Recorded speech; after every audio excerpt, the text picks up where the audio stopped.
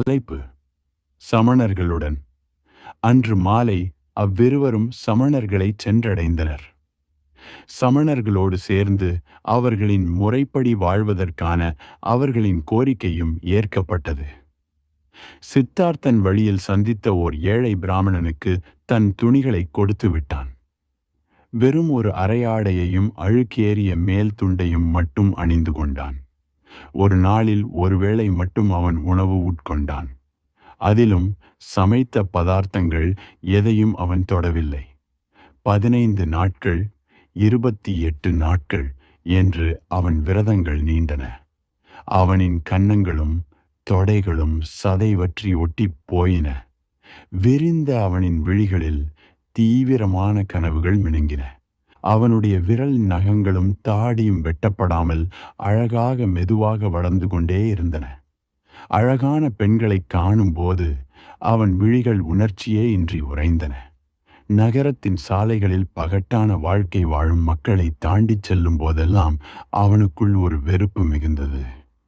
வணிகர்கள் வியாபாரம் செய்வதையும், இளவரசர்கள் வேட்டையாடுவதையும், இறந்து போனவர்களுக்காக அவர்களின் சொந்தங்கள் அழுவதையும், பரத்தைகள் தங்கள் உடலை விற்பதையும், மருத்துவர்கள் நோயாளிகளை குணப்படுத்த முயல்வதையும், புரோகிதர்கள் நாற்று நடுவதற்கு நல்ல நாள் குறித்து தருவதையும், காதலர்கள் கூடுவதையும், தாய்மார்கள் தம் பிள்ளைகளுக்கு பால் ஊட்டுவதையும் எந்தவித விருப்பமுமின்றி அவன் விழிகள் கடந்து கொண்டே இருந்தன.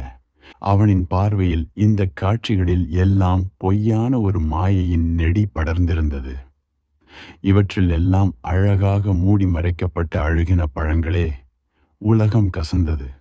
வாழ்க்கை சித்திரவதையாக இருந்தது. சித்தார்த்தனுக்கு ஒரே ஒரு இலக்குதான் இருந்தது. தாகங்கள், ஆசைகள், கனவுகள், மகிழ்ச்சி, துக்கம் என அனைத்திலிருந்தும் விலகிய வெறுமையை அடைய வேண்டும். தன் சுயத்திலிருந்தும் உயிர் நிலையிலிருந்தும் விடுபட்டு வெறுமை நிறைந்த மனதின் அமைதியை உணர்ந்து தன்னலமற்ற எண்ணங்களின் வழியாக அதிசயங்களை வரவேற்கும் மனநிலையை அடைய வேண்டும் என்பதே அவனின் இலக்காக இருந்தது. தான் என்ற எண்ணம் முழுவதும் அழிந்து மனதின் ஆசைகள் அனைத்தும் அடங்கிய பின்னரே அவனின் ஆழத்தில் பெரும் இரகசியமாக இருக்கும் அடையாளமற்ற அந்த இறுதி பாகம் விழித்து கொள்ளும். அமைதியாக சித்தார்த்தன் வெயிலில் காய்ந்து கொண்டிருந்தான். வலியிலும் தாகத்திலும் அவன் உடல் ஒளிர்ந்தது. அந்த வலியையும் தாகத்தையும் உணரும் நிலை கடக்கும் வரை அப்படியே அவன் காய்ந்து கொண்டிருந்தான். அதே போலவே அவன் கொட்டும் மழையிலும் வாட்டும் குளிரிலும் நின்று கொண்டிருந்தான். ஈரமான தலைமுடியிலிருந்து சொட்டும் மழைத்துளிகள் குளிரில் விரைத்திருந்த அவனின் உடலை ஊசியாக குத்திக் கொண்டிருந்தன. தன் உடல் குளிரை கடந்து அமைதியாகும் வரை அங்கேயே அவன் நின்று கொண்டிருந்தான். அமைதியாக அவன் முட்புதர்களில் படுத்து கொண்டான். முட்கள் தைத்து அவன் உடலில் இரத்தம் சொட்டியது. அவன் காயங்களிலிருந்து சீழ் வடிந்தது.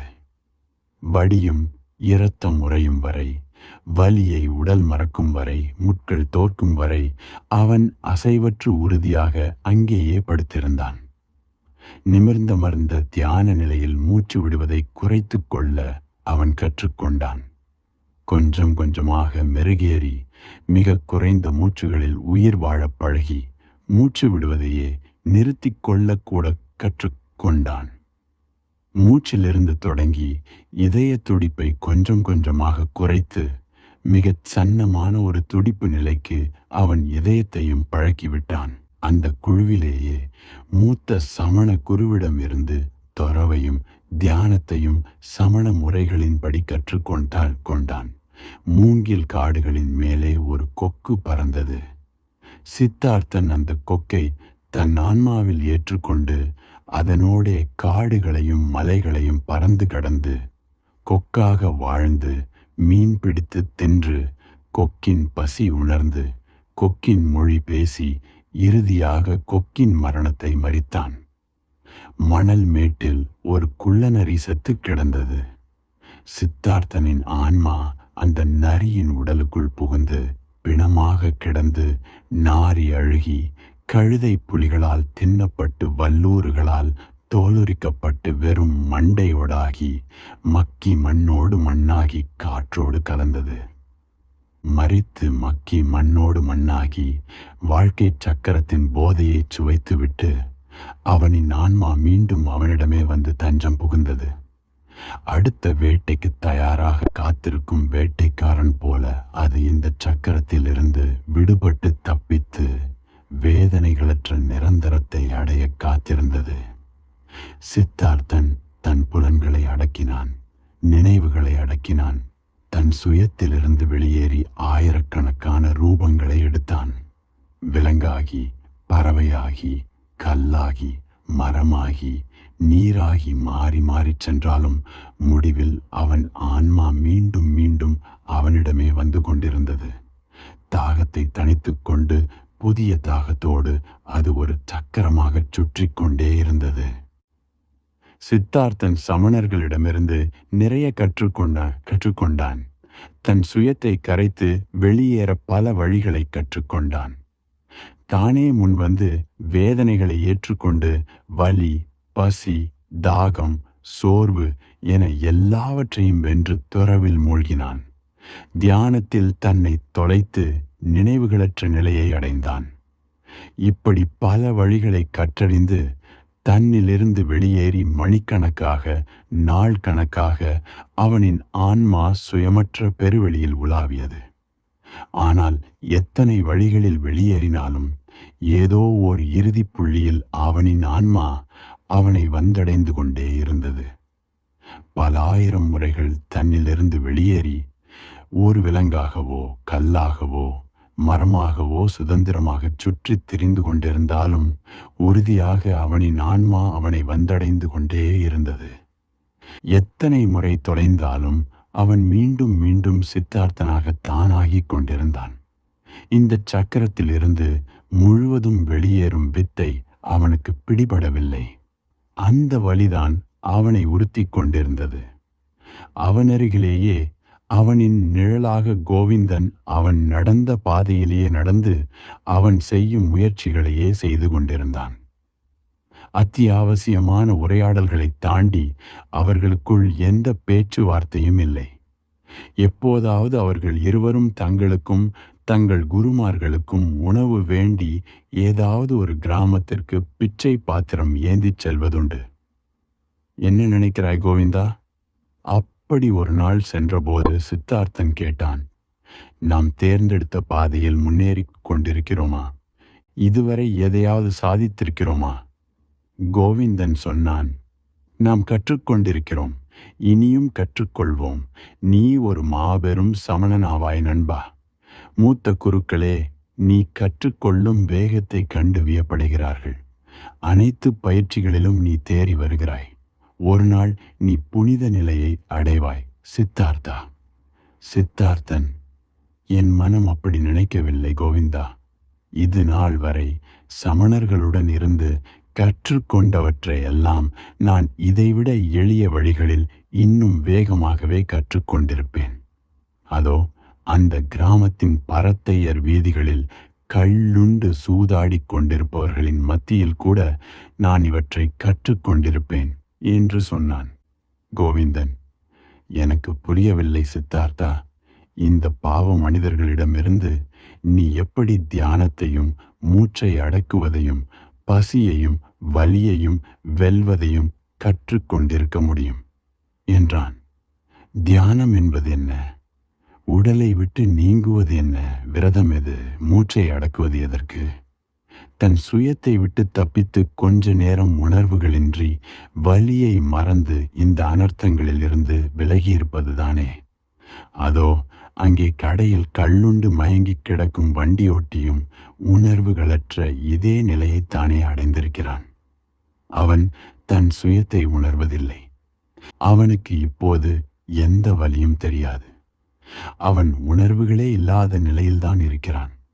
சித்தார்த்தனும் கோவிந்தனும் தீவிர தியானங்களின் மூலம் உடலை நீங்கி சுயமற்று திரியும் அனுபவத்தை ஒரு குவளை கல்லை உண்டு உறங்கியே அடைகிறானே.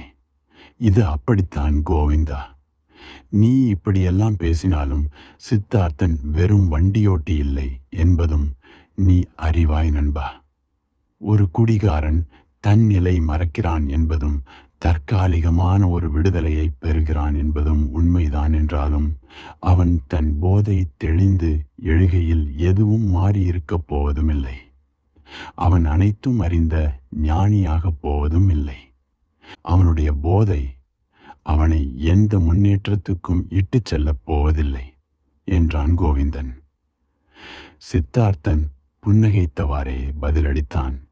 எனக்கு தெரியாது கோவிந்தா. நான் ஒருபோதும் கள் உண்டதில்லை. ஆனால் என் தியானங்களிலும் தவங்களிலும் எனக்கு கிடைப்பதும் ஒரு தற்காலிகமான உணர்விழப்பு மட்டுமே. கருவில் இருக்கும் குழந்தையைப் போலத்தான் நான் முக்தி நிலையை பற்றி ஒன்றுமே அறியாதவனாக இருக்கிறேன். இதை என்னால் உறுதியாகச் சொல்ல முடியும். நாம் சரியான பாதையில்தான் செல்கிறோமா கோவிந்தா?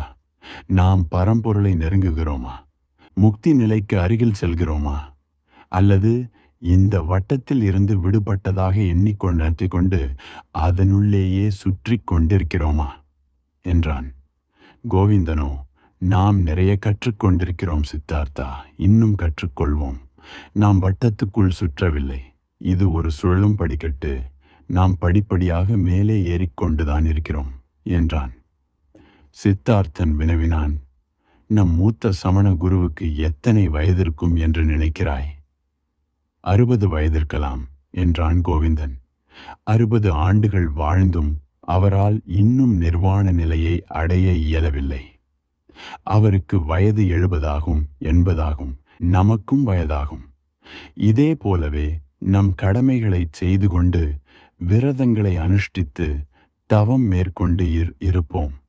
ஆனால் நாமும் நிர்வாண நிலையை அடையப் போவதில்லை. அவரும் அடைய மாட்டார், நாமும் அடைய மாட்டோம். மேலும் இங்கு நாம் காணும் சமணர்களுள் ஒருவர் கூட அந்த நிலையை அடைய மாட்டார். நாம் ஏதோ ஒரு வகையில் வசதியடைந்து உணர்வுகளை அடக்கி பிறரை ஏமாற்றும் வித்தைகளை கற்றுக்கொள்வோமேயன்றி அனைத்திலும் முக்கியமான பரம்பொருளை நோக்கி செல்லும் பாதையை ஒரு நாளும் அறிய மாட்டோம் என்றான் சித்தார்த்தன். இப்படியெல்லாம் கடினமான வார்த்தைகளை பேசாதே சித்தார்த்தா. இத்தனை மனிதர்களுள், வேதம் கற்ற பிராமணர்களுள், தீவிர தவமேற்கொண்டிருக்கும் சமணர்களுள் இன்னும் அந்த பரம்பொருளை தேடி அலையும் எத்தனையோ புனிதர்கள் ஒருவர் கூட அதனை அடைய மாட்டார் என்று உறுதியாகச் சொல்வது நியாயமாகுமா என்று அங்கலாய்த்தான் கோவிந்தன். அதற்கு சித்தார்த்தன் வருத்தமும் கேலியும் கலந்த குரலில், நண்பா, விரைவில் நான் சமணர்களை விட்டு விலகி விடுவேன். இந்த பாதையில் நான் உன்னோடு நீண்ட தூரம் பயணித்திருக்கிறேன். ஆனாலும் என் ஆறாத தாகம் அணுவளவும் குறையவில்லை. என்னை எப்போதும் இந்த தாகம் அரித்து கொண்டிருக்கிறது. என் மனம் முழுக்க கேள்விகள் துளைத்து கொண்டிருக்கின்றன. பல வருடங்களாக நான் பிராமணர்களிடமும் வேதங்களிடமும் சமணர்களிடமும் அவற்றிற்கு விடை தேடிக்கொண்டு கொண்டிருக்கிறேன். ஒருவேளை இதற்கு பதிலாக அதோ அந்த நாரையிடமும் குரங்கிடமும் நான் விடை கேட்டிருந்தாலும் கூட இதே பலன்தான் கிடைத்திருக்குமோ என்னவோ. இத்தனை காலமாகியும் இதை நான் கற்றுக்கொள்ளவில்லையே. நண்பா, இப்போது யோசித்தால் நிஜத்தில் நாம் கற்றுக்கொள்வதற்கு கற்றல் என்ற ஒன்று இருப்பதே ஒரு மாயைதானோ என்று தோன்றுகிறது. இவ்வுலகில் ஒரே ஒரு உண்மை மட்டும்தான் இருக்கிறது. அது உனக்குள்ளும் எனக்குள்ளும் காணும் அத்தனை உயிர்களுக்குள்ளும் இருக்கும் ஆன்மாவிலும் மற்றும் அனைத்து இடங்களிலும் நிறைந்து இருக்கிறது. ஆனால் அதை கற்றுக்கொண்டு கையகப்படுத்தி விடலாம் என்ற ஆசைதான் அதை கற்றுக்கொள்வதை தடுக்கும் பெரிய எதிரியோ என்று நினைக்கிறேன் என்றான். இதை கேட்டதும் கோவிந்தன் திகைத்து நின்று சித்தார்த்தனை நோக்கி, தயவுசெய்து அப்படி பேசாதே நண்பா. உன் பேச்சு என்னை அச்சுறுத்துகிறது. நீ சொல்வது உண்மையானால் இறை வழிபாட்டின் தூய்மைக்கும் பிராமண குலத்தின் பெருமைக்கும் சமணர்களின் புனித நிலைக்கும் என்ன பொருள் இருக்கிறது? மேலும் இவ்வுலகில் புனிதமானதென்றும் விலைமதிப்பற்றதென்றும் மதிக்கத்தக்கதென்றும் இருக்கும் அனைத்துமே அர்த்தமற்றவை ஆகிவிடுமே என்றான்.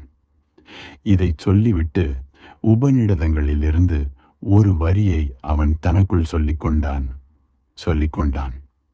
தூய மனத்துடன் ஆன்மாவின் தியானத்தில் தன்னை தொலைத்துக் கொள்கிறவன் அடையும் பேரின்பம் வார்த்தைகளால் விவரிப்பதற்கு அப்பாற்பட்டது. ஆனால் சித்தார்த்தன் அமைதியாக கோவிந்தன் சொன்னதை ஆழமாக யோசித்துக் கொண்டிருந்தான். அவன் தலை தானாக தாழ்ந்தது. உண்மையிலேயே புனிதமானதென்று கருதும் அனைத்தும் பொருளற்றவைதானா? இந்த கேள்வியை தாண்டி நிற்கும் உண்மை ஒன்றுமே கிடையாதா? அவன் தலை குழப்பத்தில் ஊசலாடியது. ஒரு நாள் ஒரு வதந்தி பல பேரை தாண்டி அவர்களை வந்தடைந்தது. கௌதமன் என்ற பெயருடைய ஒரு மனிதன் உலகின் வேதனைகளை எல்லாம் கடந்து, பிறவிச் சுழற்சிகளையும் கடந்து, மகோன்னத நிலையை அடைந்து அனைவராலும் புத்தர் என்றழைக்கப்பட்டு கொண்டிருக்கிறாராம்.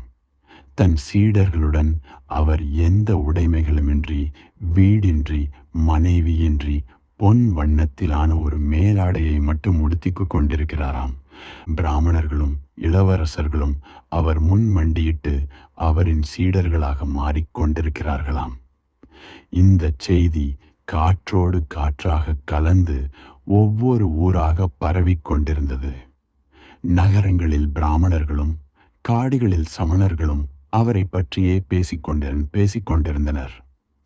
ஒரு சிலர் அவரை மகானாகவும், ஒரு சிலர் அவரை பித்தலாட்டக்காரராகவும் சொல்லிக் கொண்டிருந்தனர்.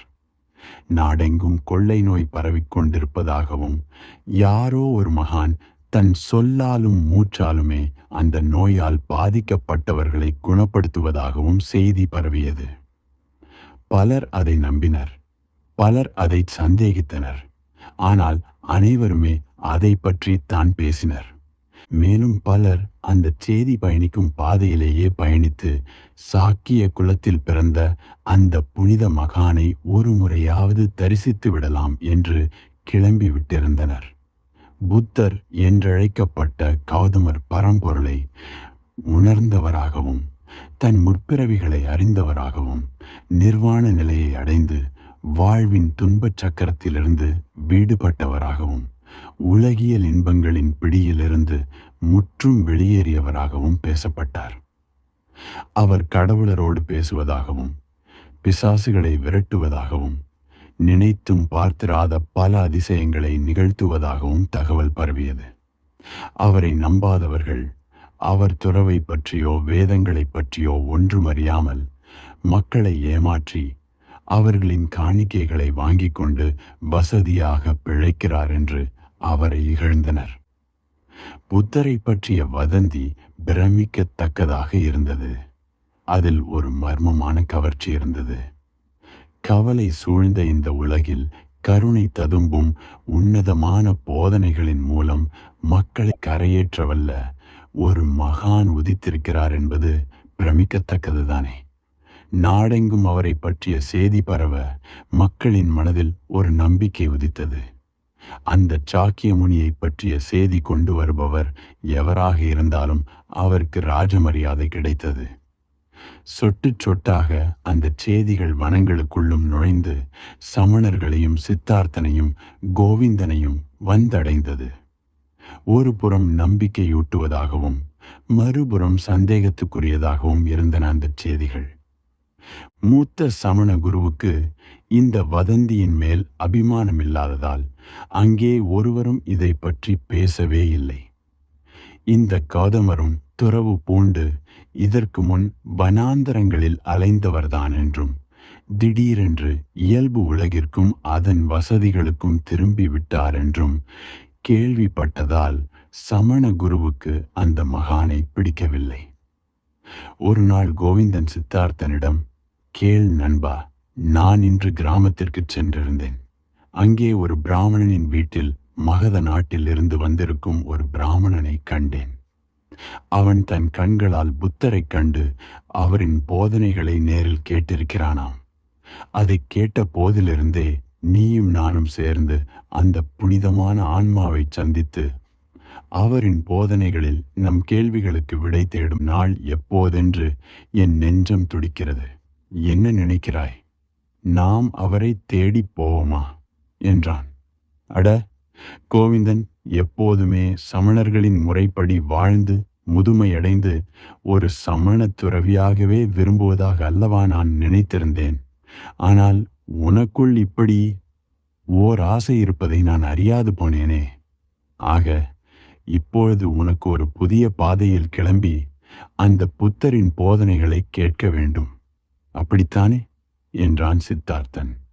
கோவிந்தனோ, நீ என்னை கேலி செய்கிறாய் சித்தார்த்தா. செய்து கொள், பரவாயில்லை.